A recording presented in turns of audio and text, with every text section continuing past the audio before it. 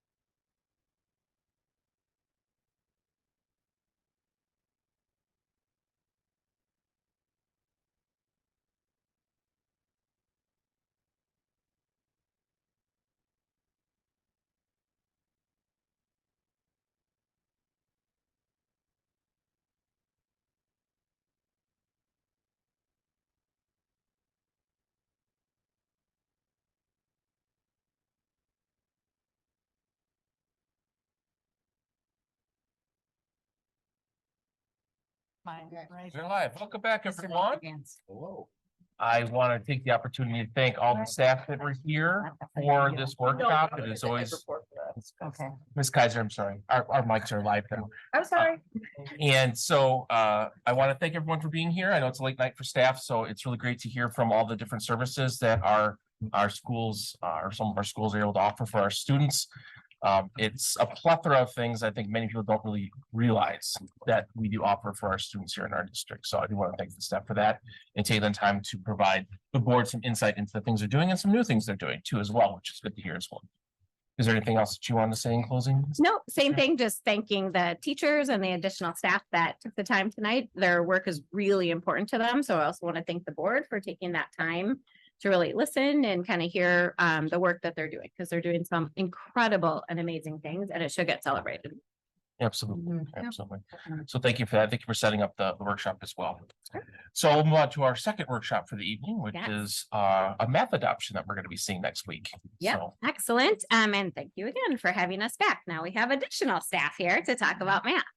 And thank you for the flexibility at adding it into tonight. As most of you know, the reason we were worried about having just a workshop next week is then the adoption wouldn't go forward until June 12th, which didn't allow us a whole lot of time to make sure we could get materials and training set up for summer.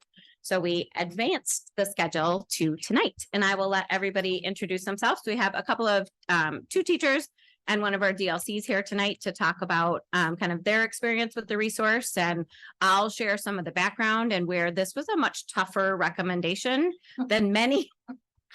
You can laugh about that now, Cody. It's okay. Right? This is a much tougher recommendation than many of the ones that we've been doing in the last several years, because it was a bit more challenging to find consensus around one product that we thought was the right product for us. And we had quite a bit of support for IntoMath, significantly more, and I'll share a bunch of the data we collected and some of why we landed as to where we did. One of the huge benefits of IntoMath, I'll start with that one, is the support we've had from their professional development team. And as we know, 60% of our teachers are in their first 5 years of teaching. So the amount of coaching and professional development and support that the offering came with, that the choices came with, was a really big factor in our decision, as evidenced by the fact that our IntoMath team is also here at 8 o'clock at night to help us answer any questions that you guys may have of the product. And so they've been super responsive to staff and getting information back. And when something was a question, been really, really responsive. And not that the other product that we narrowed it down to wasn't, but not to the level that we're seeing with the team from HMH IntoMath. And so that is where our final recommendation is to our board, but I'll talk through our process and then we'll hear from staff around kind of where they landed with the products as well. So our why. We want our learners to have access to the highest quality materials available. And we knew going into it that we weren't going to find just one resource, especially in math, that meets our needs.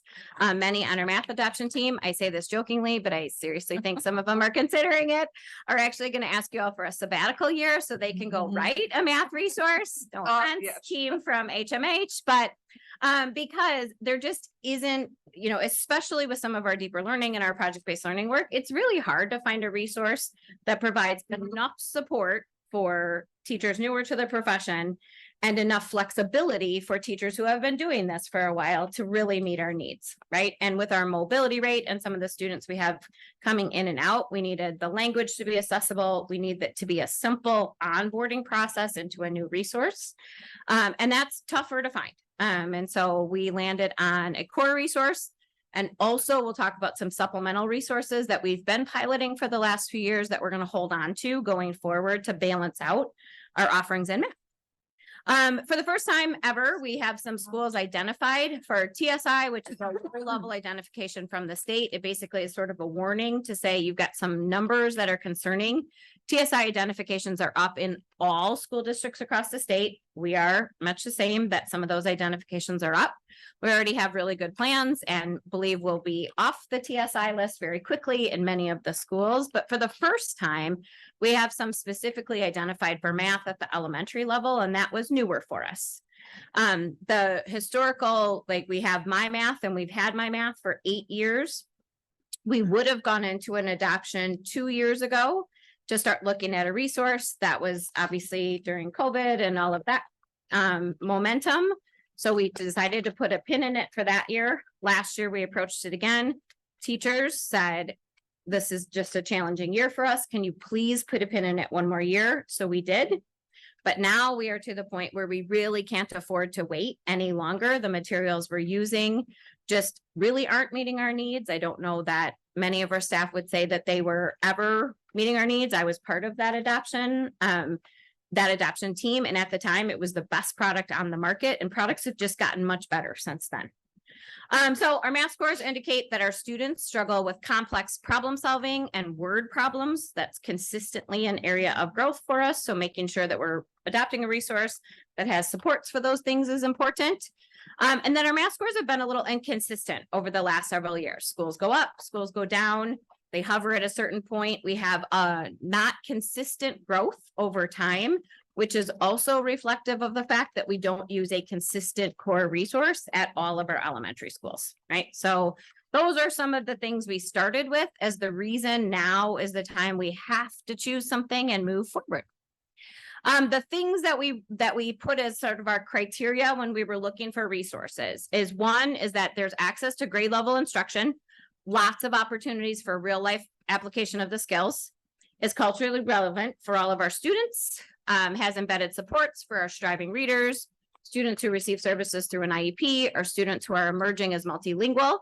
Strong alignment to standards, is framed around the current math research, and then had tons of strong professional development and coaching. So those were kind of the markers we looked at when we started the whole process. And we went to some of the resources you use to see what rates the highest for the things you're looking for. So we looked at What's Works Clearinghouse. We looked at Ed Reports, as Kristen has already, I think, got it up. Oh, yeah, I'm reading it reviewing our resource over there. So we started with that. And then we started to say to friends in neighboring districts, like, what are you using? What do you like about it? What do you not like about it? And the team used all of that information for a list of 6 resources that we were investigating. I then started to do the legwork to set up demos and things like that with all the companies. One of the companies didn't reply to our request for a demo. So that was check off the list. And another one only had an online component, and we would have had to print all the other material, the teacher materials ourselves every year. So we immediately knocked those out. Hey, Brandon, the TV keeps going in and out. And so then we saw 4 demonstrations of actual products. So where the companies came in, brought samples and resources. We listened to a demo for a good couple of hours, an hour and a half to 2 hours for 4 different resources, and eliminated 2 more. And the 2 we eliminated that time, one, because it got really poor reviews from a neighboring district that had just dropped it. So we thought, okay, certainly don't want to go with something that's other teachers are not finding useful and helpful. And then the other one just wasn't that comprehensive. It was a newer company. It had a few features that we liked, STEM scopes, but it really didn't have everything in it. So then we were down to 2. And so for Reveal and IntoMath, we spent about 2 months with teachers having the full suite of materials. You have bits and pieces of IntoMath in front of you to see some of the components, but teachers really had access to the online components, all of the workbooks, some of the manipulatives, all of those pieces to use comprehensively during that time in their classrooms. And now I don't know what that is doing.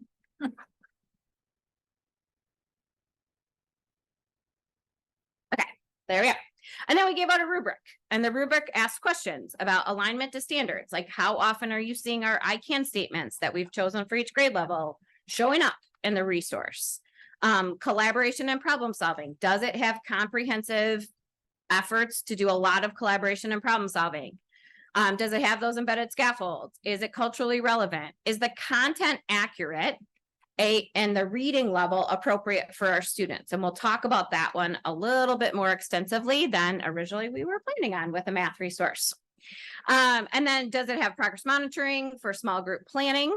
Does it have a combination of online, paper and pencil, and physical manipulatives for kids to use in the classroom? And does it have appropriate developmental, professional development support? So you can see from the numbers into math scored higher or equal to reveal on every single area. We had 16 teachers do the reveal rubric and 18 teachers do the into math rubric. A few teachers backed out of piloting, about halfway through just for various reasons. And so that was the results that we got. The big one that kept coming up and was a big part of our discussion was the reading level. We had some teachers that really felt strongly that their reading level was too high for some of our students in both products, right? And so I had Becky Grease, who's our got a PhD in early literacy, so she's always a good expert to use in these cases, and oversees our reading departments, really look at that to say, what is it about their reading levels? So, and I'll share this presentation with you because obviously it's hard to read all of that on the screen, but she really pushed back and said, time out. That is their grade level content, right? And we need our kids to have the capacity to read things at grade level with the appropriate scaffolds, right? Because that is also where we are not testing well on any math content or any math questions that have a ton of reading to them. And that's a lot of the forward exam is asking those questions that are complex in reading. So it was important to be really making sure that we understood comprehensively how to look at the resource. One of the things that the resource was lacking was an accessibility feature where it could read parts of it to kids and all the components. But Matt and I talked after that question came up, and that is going to be part of the resource before we get to fall.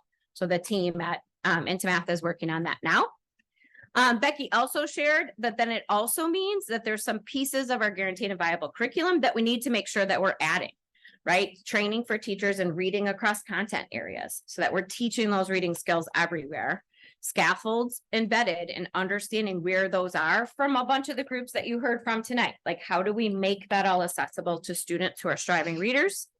To add in additional strategies for problem solving, curiosity through all the visuals, and you can see a boatload of visuals in those materials that are in front of you.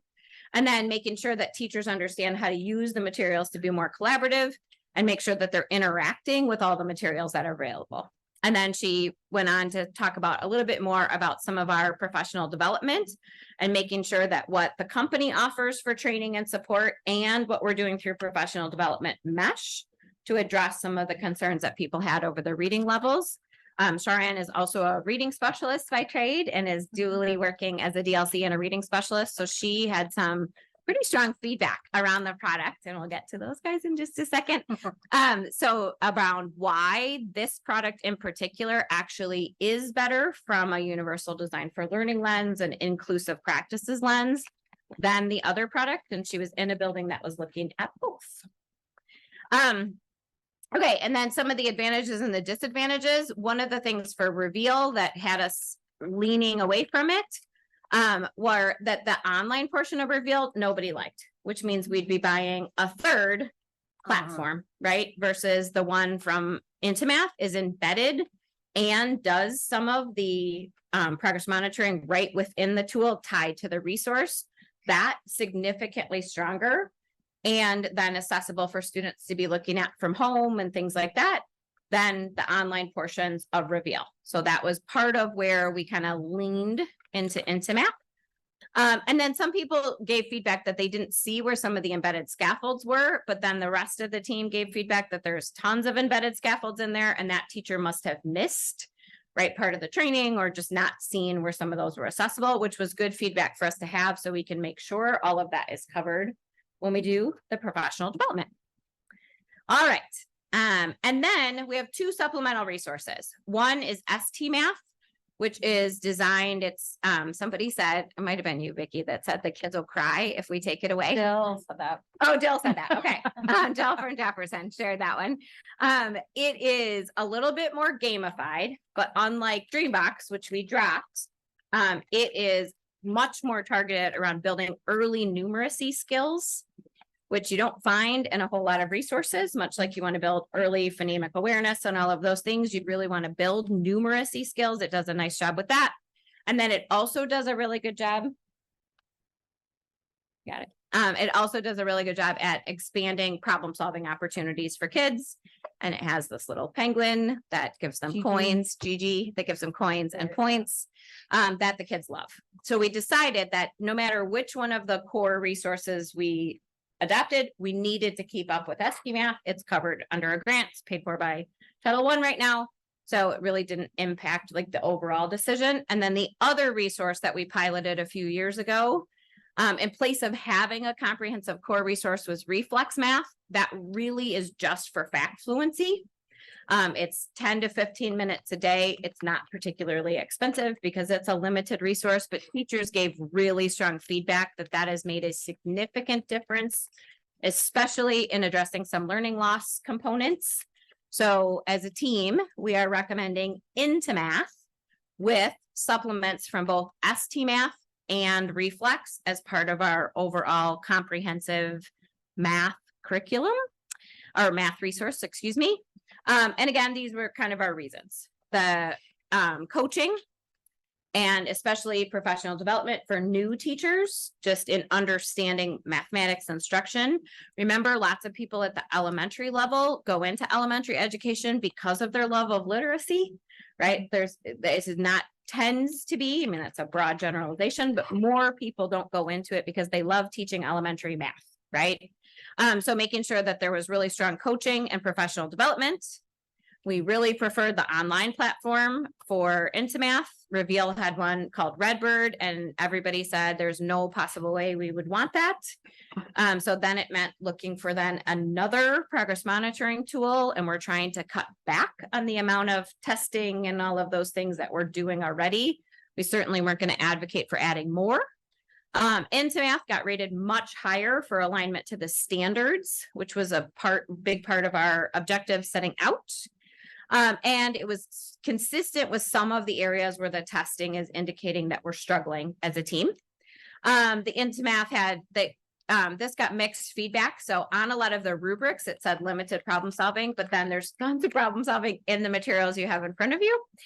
But this was part of the push to continue keeping ST Math as well, to make sure that we had that area pretty well covered from early up. And then Into Math will not only tailor some of the professional development, but they were also willing to guarantee we could get the resources in front of us quicker, which was a challenge with the Scholastic adoption. We made the decision in early May. Teachers were going to training in the summer. We didn't have all the materials in front of them, and that was frustrating for staff. Right. So we've got a promise, unless UPS goes on strike, Matt, right? Yeah. That we will have those materials in front of us before teachers go into the training. It's also why we asked for the extra year, because we needed that, like, to really get to know Scholastic before we started. So I will let you guys now kind of give you some background on where we were, where we are, and why we are recommending Into Math. Although I will share, we had the couple of really strong advocates for Reveal that didn't love where we landed in the end, but we had to come to a consensus as best we could. We were about 75% of the people really supporting Into Math, about 25% of the people really supporting Reveal, and a couple of holdouts even at the end, who still, so if you hear anything about that, right, it was a struggle. There's so many things that are this similar or the same in both programs. And then it really came down to nuance. And for us, it really came down to that professional development and coaching support, as that's so essential for our staff. Well, I piloted Reveal and I absolutely loved it. So I was probably one of the 25. But one of the girls that piloted HMH, the Into Math, she said, like, at the end, she's like, I'll support any decision that we make. And we all went into this knowing we were gonna have to make a decision, right? Everybody's not gonna pick the same thing. So but she said that she loved, they call it Waggle with the Into Math. And she just said she absolutely loved the Waggle, and that would be her like one thing that she would not want to give up. She's like, I would not want to give that up. And so, like, I went home that night after I was like, well, I would fall on my sword for Reveal, right? But then I'm like, okay, well, I did not like Redbird. It put my kids at like second and third grade levels, and they're in first grade. And so it was more like they'd have to like try the problems and then they'd get them wrong. And then it would take them to like another teaching thing. And then they would try them again. And they just, it wasn't engaging. They didn't like it. They're like, well, this is stupid. I can't move out. Like those were their words, not mine, you know. I can't move out. I don't like it. I don't want to do it. I just want to do ST math. And I was like, yeah, I'm like, well, go ahead, do ST math because I love ST math and it wasn't, I knew it wasn't hurting them. So, anyway, that when I went home that night, I'm like, you know, that's so true. And she had given an example of a first grader that, was doing like rounding to the nearest 10,000th, which she was like, wow, I can't believe that it's like giving them this problem. And she's like, that's really hard. But she said that that same student got into Fastbridge and had to round to the 10,000th. And they were like, I know how to do this because I did it on Waggle. So, so that just like kind of like made my decision. I'm like, they were very similar in a lot of things. And so So Vicky, is Waggle Waggle's the the online for platform? the Intimath. it's Yeah. okay, Yeah. so it's the. the digital embedded platform? Platform. Yeah, so for Okay. Reveal, the embedded platform was Was Redbird. And Redbird didn't really go with like the lessons. It kind of gave them a test and it put them at a level. But it wasn't like matching the lessons that we were teaching in like, I'm doing subtraction with regrouping. It wasn't matching that. Mhm. It was like just like they're in the second grade level. So it's, you know, for that reason. So are Vicky, we- sorry, Jane, can you just share with everyone where you work and what grade level? Oh, you teach? sorry, I'm Longfellow first grade. Are we holding questions? or No, you are could we- go ahead, right? Yeah, go ahead. Okay, so Waggle and ST are both digital platforms, correct? Yes, Okay, I don't know Waggle, so you guys are gonna have to speak. so right away, my red flag arises for me in that now we have two digital platforms.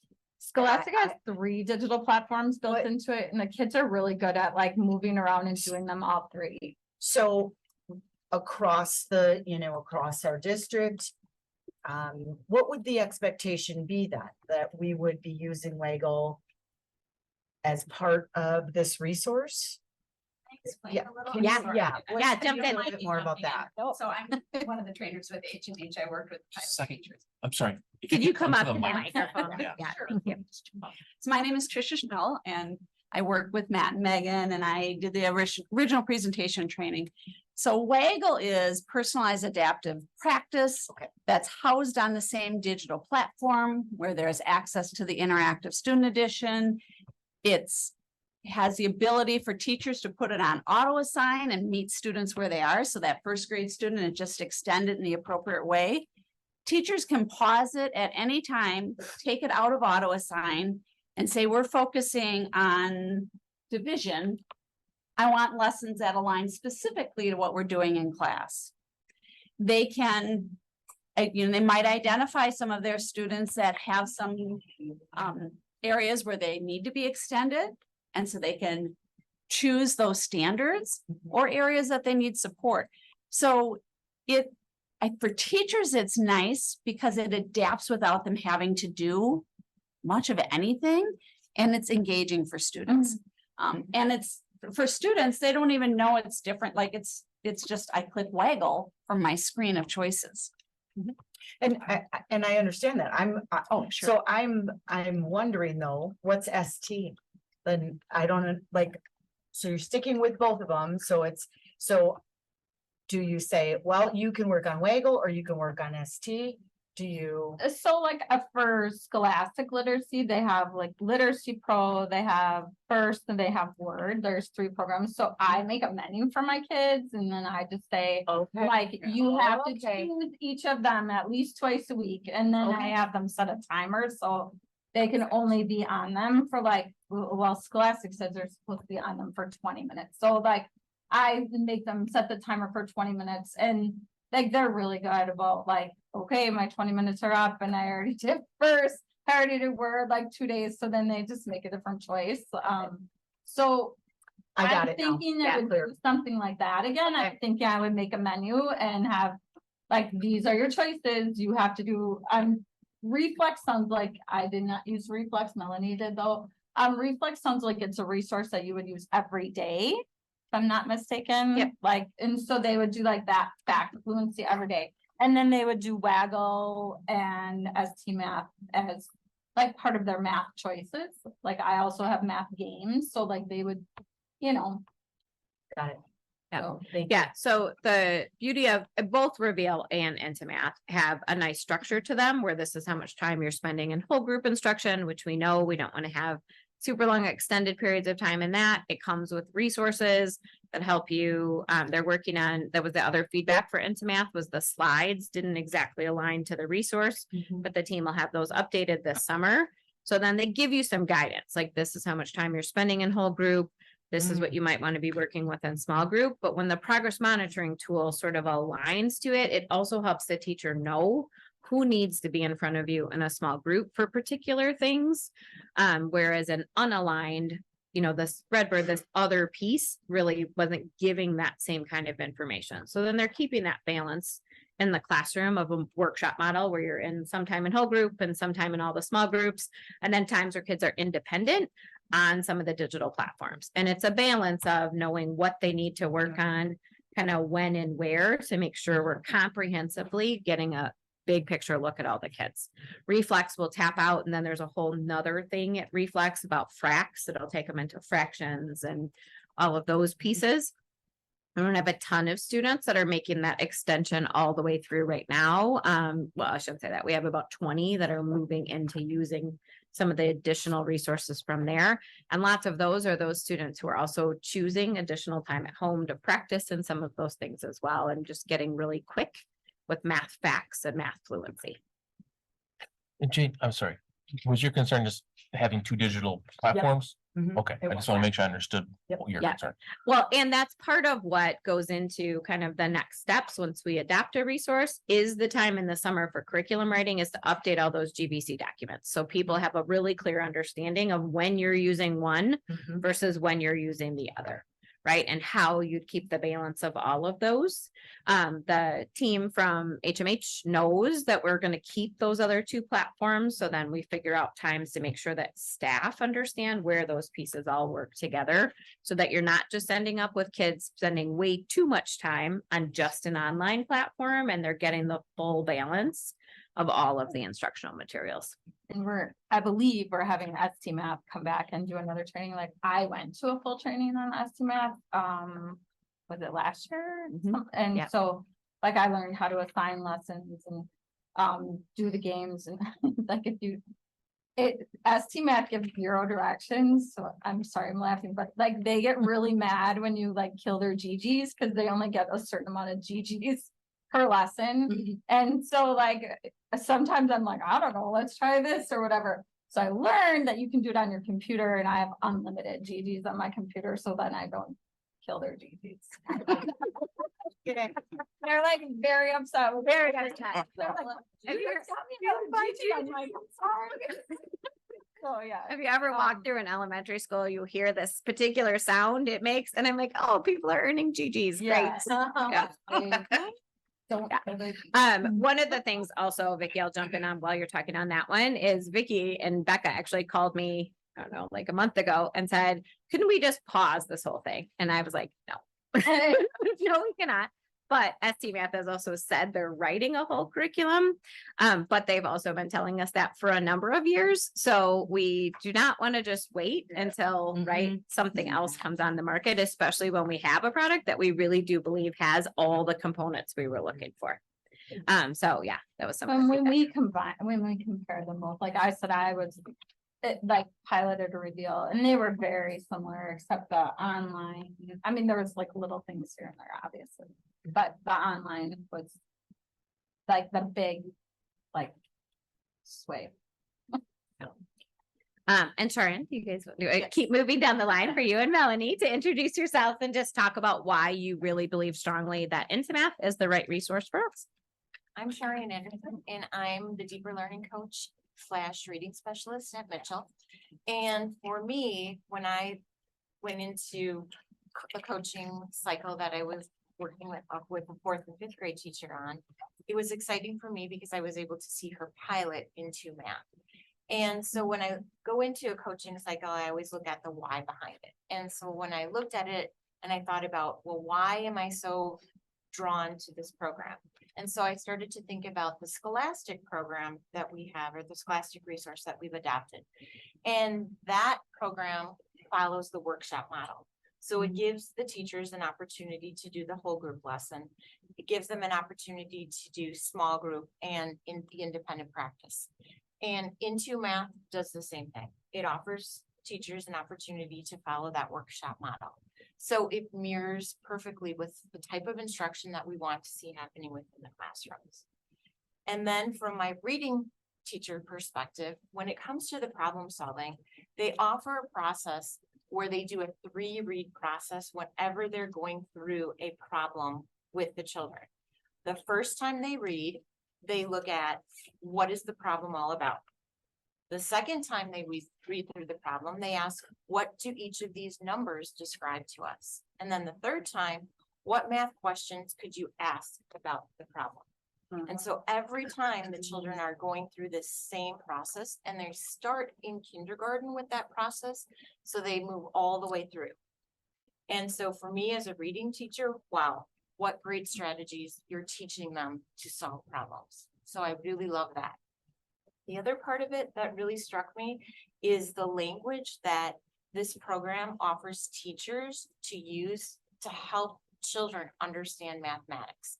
So teachers always, as I learned as a reading specialist, they don't come in being trained at the highest level that they can be in literacy or in math. And so Into Math offers the teachers a part in the lessons where they break down the mathematical concepts and they show them how they can explain those mathematical concepts in a way that children will understand. So that was another reason why I really love the program.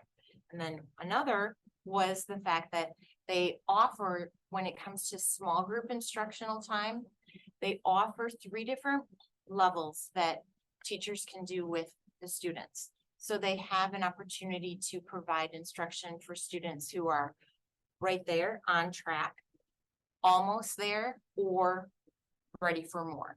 And those lessons are already set up for the teachers. They just have to go to the resource and they can provide that differentiated instruction for students. So those are my reasons why I really was drawn to Into Math from both a coaching perspective and from a reading teacher perspective. And one of the things that we talked about quite a bit with Scholastic has so much robust data to it that do we also need to be doing FastBridge, right? So then we could potentially drop additional testing for teachers and students in the classroom if it provides us with enough data to no longer need that, right? And so that was the other piece that we really wanted to make sure was strong in a math resource, was to make sure it provides us with that kind of data. So that, again, if there's an opportunity to drop some additional testing, we would all be in favor of that. So that's something we've been reviewing throughout the year. What's the data we're getting from FastBridge? What is it telling us? And you have to have a universal screener for as part of the law around under response to intervention. But those each, because every student takes them, could potentially qualify as that. And then we could potentially drop some additional testing, especially at the elementary level, which again, would be welcomed by everyone. Kristen, go ahead. I apologize, but I am gonna need to dip out Yeah, here in a yeah. moment. Good, he stayed longer than I want. I'm on board with Into, just looking at the teacher's edition, there's so much differentiation and like, if they don't score this, go reteach this, which like as a godsend as if you are a new teacher, like I'm a math teacher by trade, but as a new teacher, it's very user friendly just from what I looked up. And the day they started piloting in Miss Pfaff's class, that child right there said, I love this program. And So we have a student voice. so we have a student who is over here telling you that this is something that he has really enjoyed, which is nice to hear, because they're the ones who are gonna have to use it too. As a teacher, there's a million things. It looks like that's really nice. I find it very user friendly. And when you have a large district that currently has a young population of teachers, that's important that we don't have a curriculum that is too hard to understand.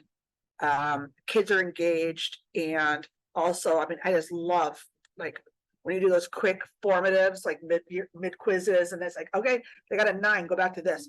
Okay, great, you know, as opposed to like, where did I mess up in the process of instructing this? So like, that's a really nice thing, and I do need to make that, I apologize. Yeah. Thank you. Yeah, thank you for being here so late too. All right, Melanie, you want to jump in? Thank you. I'm Melanie Pfaff. I teach 4th and 5th grade at Mitchell. I agree with everything that Sharian had said, but one of the things that really stands out to me the most is the math discourse that comes through it. So the kids are talking about what they're learning, not just completing an algorithm, like they're truly understanding the math, and it's shown in multiple different ways. Making a model, explain your thinking. And the way that the program is laid out is step by step, and it's just such a logical order and makes sense to the kids. Kids that were struggling earlier in the year with my math are getting concepts. And just, it breaks it down so easy for them to understand. I did ask, AJ isn't my class, but I did ask my students, I told them that we were talking about it, and some of them wrote on sticky notes why, so I wanted to share with you a couple of their why they like it. So it gives you vocabulary words and teaches you what they mean.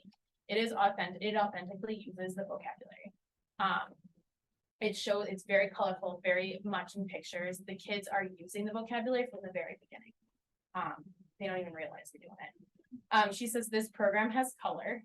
There's pictures. I really enjoy the format of there's a lot of print because it is story prompts, but it's not squished together. It's still easy to manipulate and read and underline and circle and draw and all of that. It helps you through each step when you're learning something new. And word problems stay on theme. So each lesson it's broken down. So the lessons vary. Some of the earlier lessons in a unit might be more of the more manipulative, and they might expand more to conceptual as we go on into the unit. So the number of problems that we do as a group vary from lesson to lesson, but they're all on a theme. The other day, they were all about carnivals. And so we're able to engage background knowledge. You know, what do you know about a carnival? So they have that connection and they're able to relate to the math. So I find it's extremely engaging. Students are doing very well. And there are so many resources for teachers. So do the kids have a text? Do they have an actual book? Mhm. They do. Yeah, I just wanted to chime in a little, and thank you. Matt, can you pull up to that? You gotta be on the mic. You want to see? So. Yeah, so I'm a former teacher myself, before coming to HMH, I was a teacher, and then I did our services for a little bit before, getting in this role, but yeah, it's nice to hear you guys say that, because it is a really, I think from a teacher's perspective, I was never a good math student, I guess, but I like the way that it, lays it out and asks them to really, I guess, think about the problem solving part of it, rather than just like, well, this is how you do it. And, if you don't know, then we'll do it again. But yeah, I just wanted to reiterate, like, I live in McGuanago, so I'm here I know support is a huge thing. And the guy that I'm trying to get for our trainings, he lives in Sussex, I think. So, getting people here in person, having someone say, hey, I can't do this or whatever, and I can come down, like that sort of thing is what I want to continue. But as far as the platform goes, I just want to reiterate, like, everything will be on one login. So in the past, obviously, when you get a curriculum, you get binders and CDs and stuff like that. All that's accessed online now. Teachers can either, kids can go online or they can print it off, but kids will also have like a workbook. And then of course, the manipulatives and all that good stuff. So. Yep. So you guys have a ton of different pieces in front of you, so you can kind of look at some of the samples. There's whole kits as well, if anybody wants to look at. There's a huge teacher's manual. There's the flip charts for students. There's reading materials. There's problem solving cards. There's workbooks for kids, and then text for kids, as well as the online component, and then manipulative kits. So that all comes all as part of one program speaking similar language when it comes to the math. And a big chunk of the challenge when you have striving readers is the access to vocabulary and background knowledge. So that was another big highlight for kind of the pushback on some of the reading level is what it's actually teaching them about the development of the vocabulary, which is really strong. Yeah, Brendan. Yeah, just a quick question. When you said that all the students are gonna have a workbook, does that mean it's a consumable workbook that they have to purchase? Yeah, Every well, year that's paid for now, so Okay. whatever, yeah. So whatever we need, that's what we. Yeah, because there's right, the teachers or, whoever does the ordering basically just says, we need that. this I many. guess I was thinking you were thinking like the actual like textbook itself, not Mhm. necessarily a workbook. Oh, yeah, it's more of a soft cover. It's an It's a actual. consumable workbook. student book. Yeah. Yeah. So Like, we use like that's- presentations for the teaching, so they wouldn't need a textbook, cause we just project everything, Right. so it's all like. Mhm. Projected and like, I do everything in slides, and so like I have a slideshow for everything, and I was told that you guys are gonna have. Yep, Google Slide. Yeah. I've seen them, you're gonna love them. Don't worry.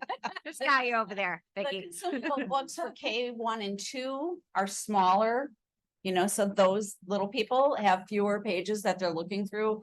Beginning in 3rd grade, it's a 2-volume set. And so what would happen, and we can answer any more questions that anybody has, but this would be for a 7-year cycle. So we try to keep things on a 7-year cycle. The reason you commit to something for 7 years is it takes, as we know, we're in 2nd year of Scholastic and we are just tapping into the full suite of resources because it takes some time to get to know a new resource. So you don't want to abandon it very quickly, right? Otherwise you wasted a whole lot of time trying to learn one before you get something else. So we keep things on a 7-year cycle. That also works well within our budget. Erin and I were having a lot of conversations.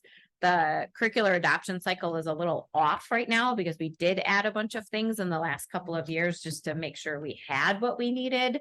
So Alyssa is here tonight as she's continuing to work with our leadership and learning team. And that's one of our tasks is to get the cycle back on a regular cycle.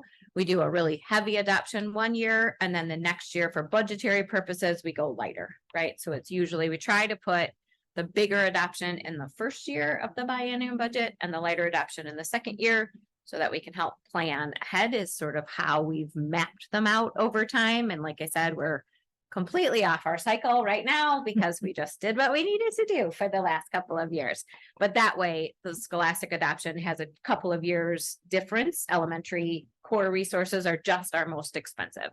So we had budgeted $1 million for this ultimately, and it's coming in at $910,044.03 with lots of discounts and going back and forth with Matt in there as well to make sure we're getting the best price possible.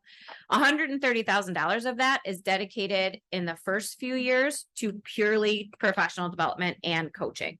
And I will tell you, when I asked for coaching and professional development from both companies that we were down to, where I kind of stayed out of it for the most part, right? I thought the teachers are the ones who are using this with the students, and I stayed out of a bunch of it until we got to the professional development. When I asked for comprehensive plans for both, I was on a call with a trainer from Intimath the very next day. The coaching plan is really well articulated in the proposal, and I did not get as clear of a plan from the other product, right? And so that was told me that that is a priority for this particular company and something that we know we need. And then there's some consistency over time of that support. It includes the premium manipulative kits. So we had promised the teachers we're paying for this one out of ESSER 3 dedicated to learning recovery. And so it was a nice opportunity as well to get the whole suite of all of the materials, which the teachers are really excited about. As we know, we can't use that money for things like salaries or salary increases and other things because it's one-time money. So we tried to use it for a big one-time purchase. But some of the challenge we had with My Math from the beginning was less about the product than we didn't buy all the components. We were in a different financial position at that point. So we narrowed down what we bought, and we didn't buy a ton of professional development with it. So we want to make sure that this one gets off to the right start. So that includes the premium manipulative kits. The student workbooks, and then those will just show up every year. Every year, what we do when there's consumables like that is you send enrollment numbers by school, and then they just magically show up at the long before school starts at each school site. We have a couple of things that run like that now. This quote was made off of our enrollment projections for next fall by school, by grade level, by school. That will change. So of course, there's some padding in all of that, and they'll, trade us more third grade for second grade, depending on what we end up having, as we know we're mobile. This includes the digital accounts for the resources available with Intimath and Waggle for that serve more of the needs of some of our tier 2 and tier 3 students. As you heard a bit about MLSS and all of those processes tonight, this is something we use in those. And then it also, that TV flashing on and off, I'm sorry, that is driving me bananas. We're gonna fix it. And then also any of the ancillary materials. So if there are new things that come out, it's all kind of included. Any supplements, all of that is included in that price. That also allowed us a little bit of room to include the renewal of SC Math or Reflex Math within what we had previously budgeted for this current adoption as well. The fact that Matt and I went a little back and forth today on getting the contract down a little bit, so it was more, allowed us to add those supplements without going too far over what we had planned for. This is 7 years, you said? 7 years, yep. And then Aaron knows, as like I said, the curricular adoption cycle is super important from the budget perspective, because he's getting a better idea now of what things cost. So should the team recommend at the end of 7 years to simply renew Intimath, then he can kind of plan that into the long-term budget cycling as well. Okay. Can you talk to me a little bit about pacing of, so when there is a resource, we actually have a resource that we're using, a lot of times teachers will be linear. They will start with page 1 and they'll work their way through. Will they be getting through the whole resource? Do we want them to get through the whole resource? Are the units interchangeable? I know, like, I would teach fractions first, and many times by the time we got to the forward exam, oh, we haven't taught that yet, but we got to do a quick 2-week mini unit on geometry. Talk to me about pacing. Whomever wants to speak to it. Yeah, Trish can jump in to start, and then we can kind of share. Varies a little bit by grade level. As you know, some grade levels have more standards to cover in a year than others, but most of the grade levels, if you look at the pacing guide for the whole year, it's about 155 days. Okay. That's including all of your assessments, pre, post, benchmark assessments. So there's time, we hope, to breathe and have field trips and plays and all of those other things. We did set up the scope and sequence with consideration to things that are typically tested every grade year, but teachers have flexibility to move things around. Okay. All of the major additional and supporting clusters are identified within their teaching materials to help them make some judgment about which things they really want to make sure that they invest time in, because I know that's a major cluster that will be something that's assessed. Mm-hmm. And things that, might just be additional and exposure in first grade and test it in third grade. Also a former teacher, having that identified in the teacher materials, I think lets teachers let go. Like it helps me to prioritize where I'm going to spend my energy with my students. So we did design this content wanting it to feel that I can get this all done and do every other fun thing that I want to do with my students, and a flexibility for adjusting. Yeah, and I can add to that as well, that some of our teachers who are pretty far along in some of our project-based learning work, some of our deeper learning work, of course, we're also part of the teachers who piloted an honor math adoption team.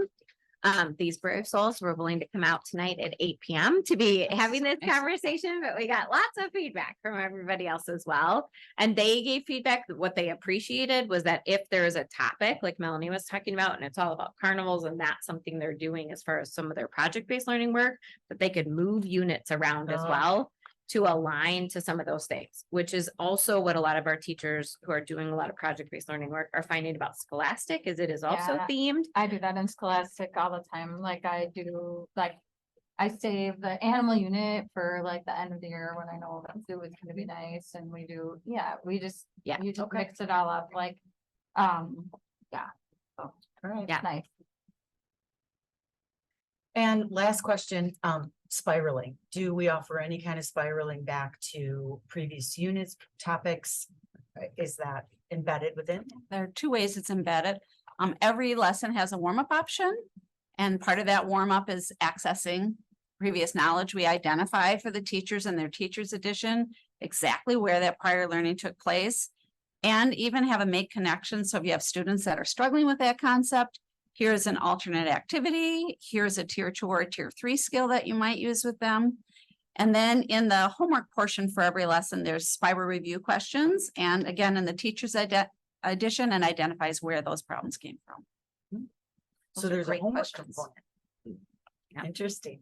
All Or right. independent practice is probably a better way to Yes, say that. which is what, if we Okay. ask. I was gonna say. Home is what we want them to be doing. So it was called like additional practice and I would send it home on Thursday and then have it be due on Tuesday. Yes. And honestly, I had like 6 kids. for Yeah. out of 15. So they got a lot of Dojo points and then they would keep getting prizes and I'm like, well, they did their homework. So. Yeah, some teachers will yeah. use that spiral review as a morning warm up as kids are coming in. Like, but the nice thing for teachers having it embedded. Right. And then Sharon, I think you mentioned it when we had our meeting on Friday about could have been you, either one of the two of you. The information about growth mindset and becoming a good mathematician, if you want to address that component of what's into math that got highlighted as a component of reveal and then discovered it is also a feature of into math. Yes, so that's embedded in the lessons is talking about kind of like a evaluation that the students get to evaluate themselves at the end of each lesson. So they get to rate themselves as a 1, 2, 3, or 4. And there's descriptors that describe each one of the levels. And they get to say where I'm at and why I think I'm there. And then they talk about what they need in order to get to that next level. So each lesson after it's taught talks about that type of language and talks about here's where I'm at, here's where I need to go. This is why I feel I'm here, and this is where I'm going to go next. And it's interesting hearing the 4th and 5th graders because the joke is now they always say, you are always asking me to explain my math thinking. I don't want to explain my math thinking. So what we've done now is it may say in the problems that we're doing a fraction unit. And so it may talk about like candy bars or something like that. And I had a student who loves to draw little action figures. So I said to him the other day, I said, Ariel, okay, let's break this problem down. Let's do it this way. You're taking 12 action figures and your brother is going to take 2/3 of each of those action figures away from that. What are you going to have left? And he looks at me, he goes, well, why would my brother do that? I said, because he likes to tease you. And so I said, so start to draw your visual model. What would your visual model look like? And in an instant, he had it. And then I said, okay, now explain to me what you did.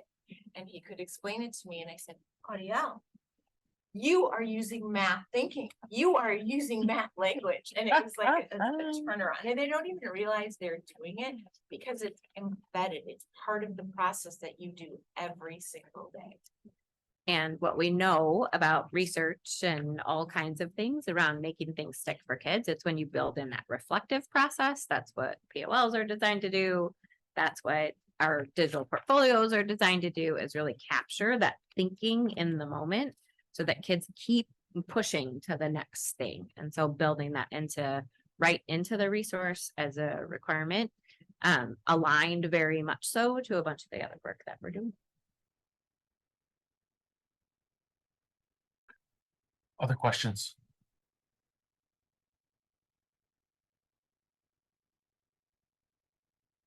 I just feel like, hopefully we get all this stuff this summer, cause some of us have schools that are closing and have to move school this summer. So It'll all be at Pershing. I'm just saying, like, I wanted the train, because in the fall, I'm not gonna be want No, to do right, yeah, Training, yeah, I wanna do the yeah. training like over the summer and stuff. Yep, so we'll have options. Becky Grease is gonna take over that portion of it. And so we'll have options throughout the summer. Hopefully, once we get an idea of how quickly we can get the materials in our hands. So then we'll have some ideas around when to set up the trainings. The training is a lot less extensive than the one we did for Scholastic, thankfully. Because that was 3 straight days of training. This is a lot quicker. And then there's a bunch of online modules that staff can access. The HMH team knows also that we want the coaches, our deeper learning coaches, to have some specific training on how to use all those online resources so that teachers are not trying to navigate that on their own and they get like a really more in-depth training on how to use some of the additional professional development so that they can say, oh, why don't you go look at this module or that module versus a teacher trying to navigate all that on their own. One other kind of neat feature is this sort of, I don't know what you call it, Matt, like the online chat feature where a teacher can really go and say, I'm struggling with this. And they can get some like immediate feedback on how to address that through the program, which was not something we had really seen before in any of the resources that we've investigated in the last couple of years. So it was pretty awesome to have more like a help desk in the moment for problem solving through something that otherwise you might have sat with for a while and not even known to ask. So that was another kind of neat feature of some of the professional development support. Do you have a question, Mr. Burns? Yeah. Yeah, two. It's a good one. It's based off what Jane asked. So with the spiraling piece that was talked about and having set books that the kids have, how does that work with kids that are moving faster? So if you have a kid that's doing the 2nd grade stuff, but they burn through it and then they go to 3rd grade, essentially they're ready for the 3rd grade math.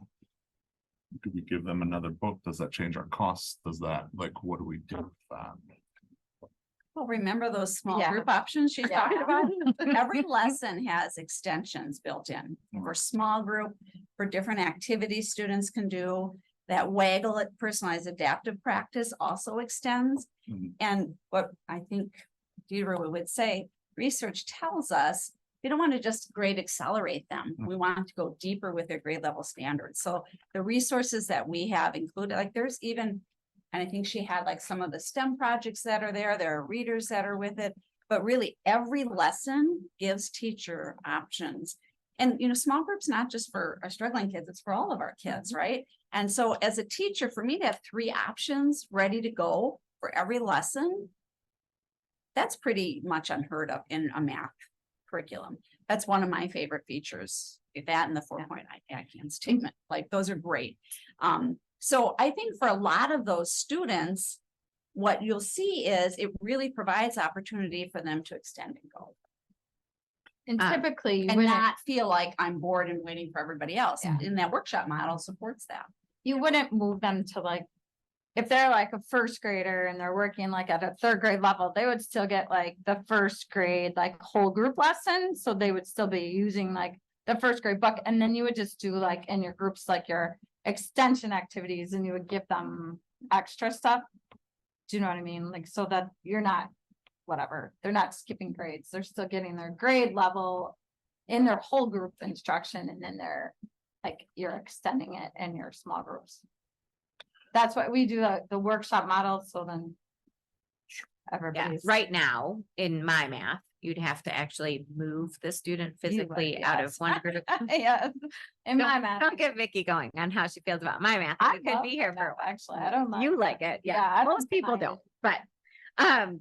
but that requires you to take students out, take students in, move them around. This actually just provides you those resources, and then Waggle will make its adjustments for the student as the student keeps going, so that you're making sure the spiraling stays there, right? So the grade level content is always at access, but then there's all these other opportunities to accelerate at the same time. That, I mean, and the reason I ask is because like one of my children is one that, you know, has moved up, but then depending on things that are going on, not necessarily being challenged in the way that is probably best.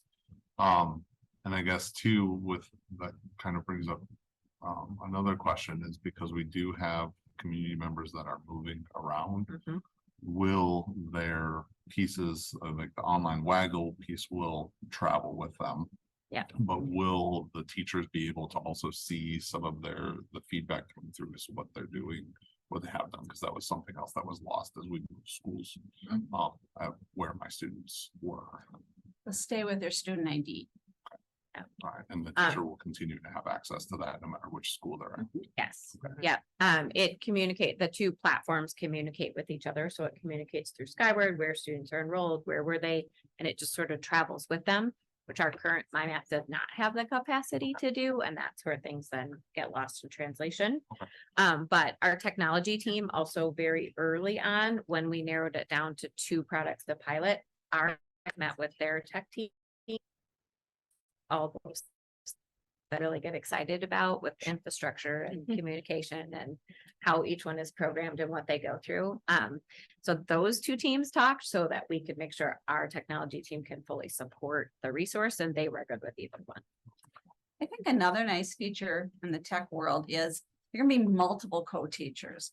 So multiple teachers are supporting in any given classroom. They can all be in and see that data and make, if I'm working with students in a push in or pull out support in some way, any teacher that's a co-teacher can go in and see in the moment data. Yeah, Which and is we, nice, cause yeah. that doesn't happen in a lot of. no, programs. not a lot of them. And then in addition to that, we did have members of our ML team pilot things, and our team that works with our students who have disabilities actually piloted materials as well. So we made sure we got feedback from those groups as well, and they very supportive of IntoMath in particular. A couple of people were concerned that it wasn't super accessible, and it was actually a couple of our special ed teachers that said time out. It's the most accessible thing. It's the students I work with, and she's actually started using some of the pilot materials. So good thing we're recommending buying it. Otherwise you wouldn't get those back, Matt. Right? In different grade levels that she supports, because she feels that strongly about where it's helping to build some of the skills. I have one more question with this, because it has been thrown out in some of our other stuff. Does this, or will this be adaptable to if there's some discussion and move towards standards-based grading? Is this something that will work with that? Teachers can pull up by standards, they can pull up by assessment. You can speak to that, I think. The I can statements are all Based on the standard, standard. they're all based on the standard, so all you'd have to do is like match your I can't, which like when we were doing standards-based grading, like how many years ago did we do standard? I don't know, it keeps changing, but we had like these, like, whatever. 1A is I can, whatever, so we had like, we post them in our classrooms all the time. And they have that now. Yes. And lots of that translates to Yes. the elementary. But we are requirement doing now. the I can statements now instead of like necessarily the standards. Yeah. But Or the- their I can statements, I've looked at them today and they're like standards. Sure, but then the like basic minimal proficient Yeah. mastery, those kinds of pieces of course, actual grades, Yes, scoring. Yeah. That will fit in as well. I mean, your district will set criteria as to Yeah. what each of those levels mean. We don't. We've have the always had arrogance a to tell you that. rubric for that, yeah. No, Yeah. and But- more what I right. mean is like when we did that kind of stuff before with places that I have worked, the actual data entry became a problem because Yeah. the model of how you handed it in wasn't necessarily consistent with like a 4 is not necessarily an A or a B. It's not like those. Yeah. That So- compatibility piece. If a teacher is assigning any digital question is linked to a standard. So a teacher can assign by lesson, or they can go in and look at a standard and choose items to assign by that standard. In addition, if they are doing paper and pencil, we have a correlation guide for every question on that assessment that tells which standard so that question aligns to and the depth of knowledge of the question. yeah, when the teacher goes to fill out right now, mastered, progressing or not yet, right? It's kind of a lot of teacher-led materials that lean into that. This resource provides really clear evidence for each one. Those reflective questions, I mean, ultimately, a really good report card system is when kids can tell you what they know how to do and what they need to work on. So it really does align to that as well. On the rubrics that we gave, that was one of the questions, like if these are the current, right, we choose the standards based on what our kids are needing to work on based on the data that we collect, right? That's how we decide what goes on the report card. The alignment to standards came out, the ratings on this, so you know, where 0 does not meet, 1s was meets, and then 2 was really exceeds like expectation around that. And into math came out under 1.95. So that means almost every single teacher rated it as exceeds when it comes to alignment to the standards. So it's really, I think, telling in the course of it. Sure. Thank you. Yep. Any other questions?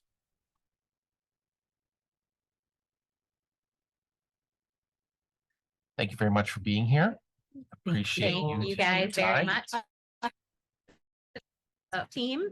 And then this will be our recommendation that comes forward for adopt. Not asking them all to return next week. You'll just have me to do that part of it.